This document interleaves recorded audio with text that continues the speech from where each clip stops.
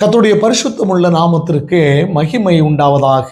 இந்த சின்ன செய்தியின் வேளையிலே நான் உங்களை வாழ்த்துகிறேன்.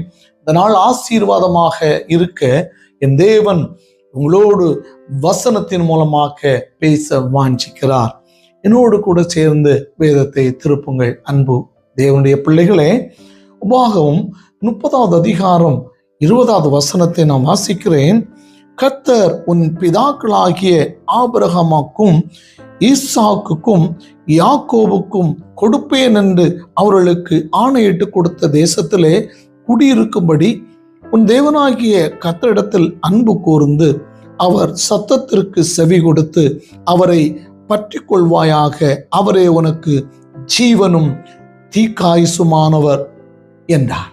அன்பு தேவனுடைய பிள்ளைகளே, ஆபிரகாம், யாக்கோபு, ஈசாக்குக்கு தேவனாகிய கர்த்தர் வாக்குத்தத்தம் பண்ணி கொடுத்த கானான் தேசத்தில் அவர்களை வைத்து ஆசீர்வதித்தது போல அவருக்கு நாம் செவி கொடுப்போம் என்றால் நாமும் அவ்விதமான கானான் தேசம் என்றால் என்ன?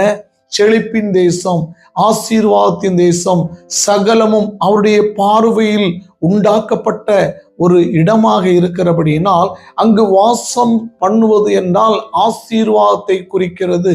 அன்புக்குரிய தேவனுடைய பிள்ளைகளே, அவர் சத்தத்திற்கு செவி கொடுப்போம் என்றால் இன்று நாம் மனுஷ சத்தத்திற்கு நாம் செவி கொடுக்க ஆயத்தமாய் இருக்கிறோம். நீ அதை செய் என்றால் செய்கிறோம், இங்கே வா என்றால் வருகிறோம். ஆனால் ஆண்டவராகிய இயேசு கிறிஸ்து சொல்லுகிறது என்ன?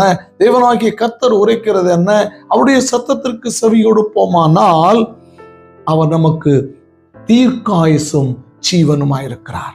இந்த நாள் நீங்கள் தொடங்கும் முன்பதாக, ஆண்டவரே, என்னுடைய தீர்க்காயுசும் ஜீவனுமாய் நீர் இருக்க வேண்டும் என்று வாஞ்சிக்கிறேன் என்று சொல்லி உங்களை அவருடைய சத்தத்திற்கு செவி கொடுத்து வாழ்வோமானால் கர்த்தர் உங்களை அபரிதமாக ஆசீர்வதித்து வழி நடத்துவாராக.